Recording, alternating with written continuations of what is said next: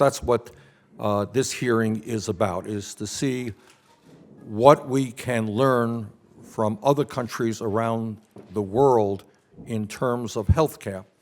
And in my view, in fact, we have a whole lot to learn. Let me start off with just a couple of basic facts about the American healthcare system.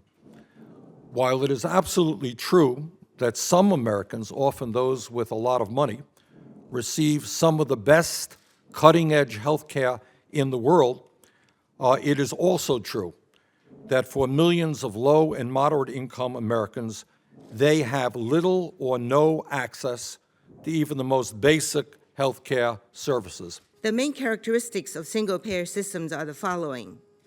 They are ideal platform for equity in access to healthcare because everyone has the same insurance coverage and providers are paid the same fees regardless of the socioeconomic status of the patient. One important indicator of health system performance is called avoidable mortality. That is, in a good healthcare system, women should not die in childbirth.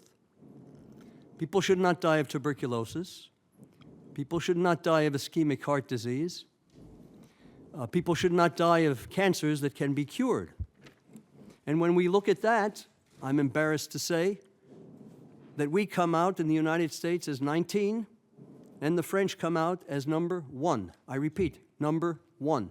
Having a single-payer system is the main reason for our efficient services and also how at the low prices of our healthcare we can achieve.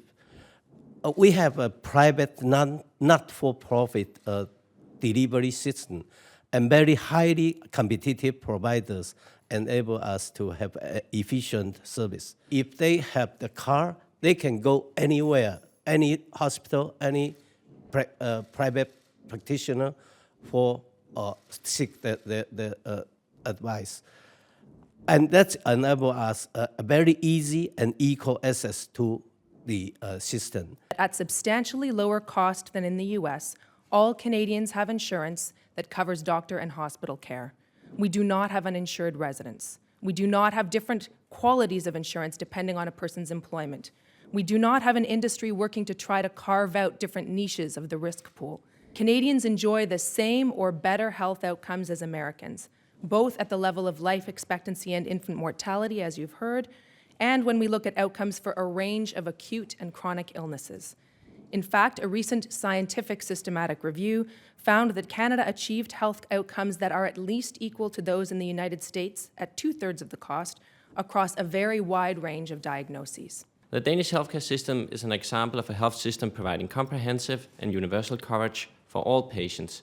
No patients may be denied services on the basis of income, employment status, age, or health status. There are parts of this country, for instance, that have enormous convenience, that you can't drive more than a couple miles outside your door and without finding an MRI machine or a dialysis center, and there's healthcare all around you.